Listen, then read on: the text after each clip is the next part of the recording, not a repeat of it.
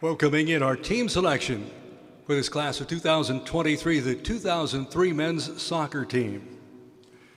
In just its third year as a Division I program and second year under head coach Paul Marco, the 2003 men's soccer team produced a historic 12-3-7 season that featured a first America East championship, first NCAA tournament appearance, and victory, and the first national ranking at number 26. A stout defense was statistically the best in the country, having allowed just 7 goals with 15 shutouts. The team did not allow a first-half goal all season. A 3-0 win over Niagara on September the 24th began a remarkable 14-match unbeaten streak, 8-0-6, that extended 2 months and led to the conference title. The Bearcats lost just once in 9 conference matches. The team rattled off 7 consecutive shutouts to earn the number 2 seed for the conference tournament and hosted Hartford in the semifinals. BU prevailed 1-0 and then hosted Northeastern in the first championship game played at West Gym Field in 14 years. Nearly 1,000 fans surrounded the field for the November 14th title tilt, and they were treated to a real thriller. Binghamton struck first in the 59th minute on a tally from junior midfielder Charles Darkwa, but Northeastern countered in the 81st minute, snapping Steph Gonnett's 893-minute shutout string that spanned over 10 games. After 2 scoreless overtime periods, the Bearcats prevailed 3-2 in the deciding shootout. Junior forward Stephen Bruce provided the clincher in the 4th round. The 48-team NCAA tournament bracket sent Binghamton up against 13th-ranked FDU, but the Bearcats' defense stood firm, and freshman midfielder Joby Nielsen provided the heroics in the 83rd minute for a 1-0 win. It was the first NCAA Division I tournament win for any BU team sport in any sport. Next was a second-round road match against number 4 St. Louis. The Bearcats took the scoreless game to overtime before a late Billikens goal ended BU's storybook season. Gonnett made 10 saves to keep the game in doubt.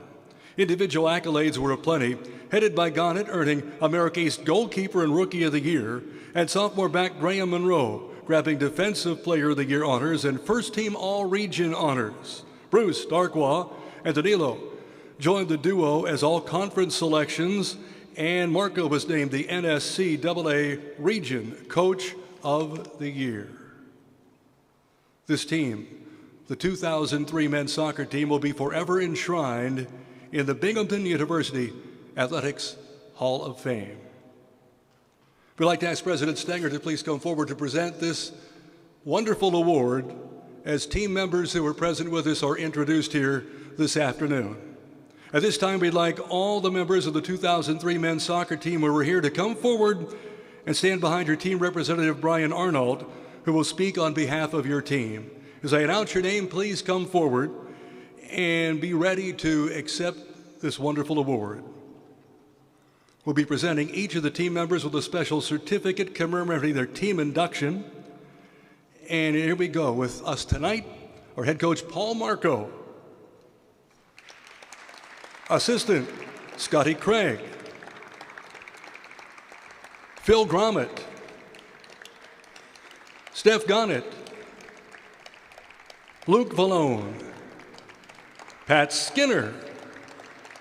Graham Monroe. Ross Campbell. Kyle Antos. Joey Nielsen. Danilo. Greg Picciano. Darius Raffengard. James Clancy. Stuart Burbrick. Dan Blank.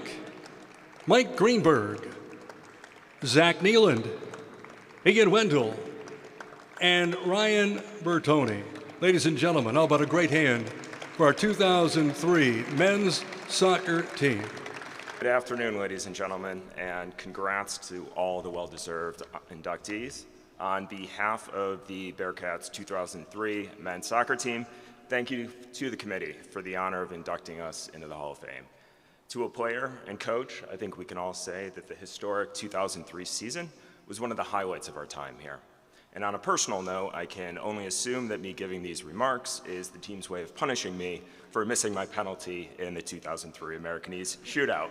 So I appreciate the MC not going through that in detail. I will make that concession. And based on the discussion we had last night, where we went in painstaking detail and precise detail of that miss, I'm going to go ahead and say my suspicions were confirmed. But regardless of the reason I'm up here speaking, I truly appreciate the opportunity to provide a few words about and on behalf of this team.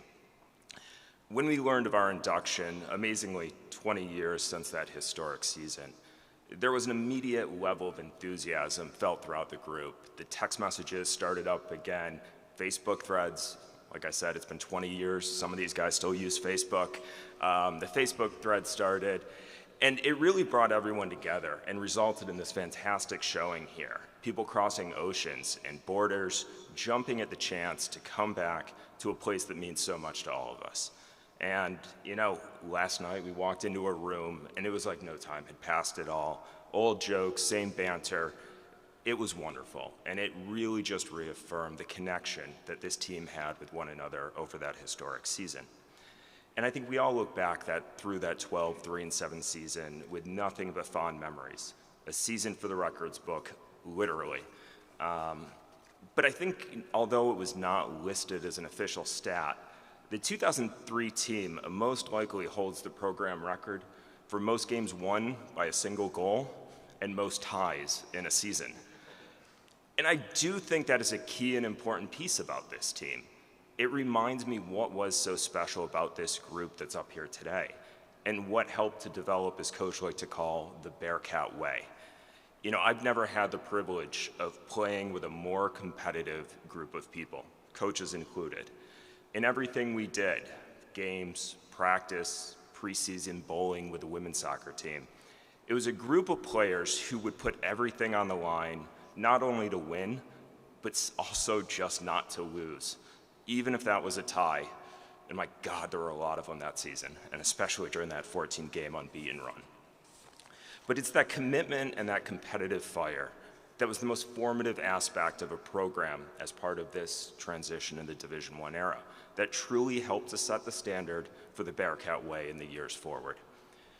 Gone are the days of that natural grass West Gym field, its bleachers sparsely occupied by a few dozen of our parents and girlfriends we guilted into come watching us play. But over the course of this season, like was mentioned, those 30 fans turned into 1,000 at the conference final. And when at Fairleigh Dickinson, I am absolutely certain we had more Bearcat fans than they had FDU fans to witness us win our first NCAA Division I game. And that game, that winning goal, even that was a result of just pure determination from this team. Despite the exhaustion, a mud pit of a field, it's a result of a fantastic tackle made about at midfield that the ball finds its way to Joey Nielsen's feet to put on a show and dance through 4 defenders to win it for us. There is only one Joey Nielsen, correct. And so, I can't repeat some of the fan chants from Fairleigh Dickinson University after that game and after that goal. I'll end with one that I think resonates with every one of us in the room here today. I know I am, I'm sure I am, I'm Bearcat till I die. Thank you all.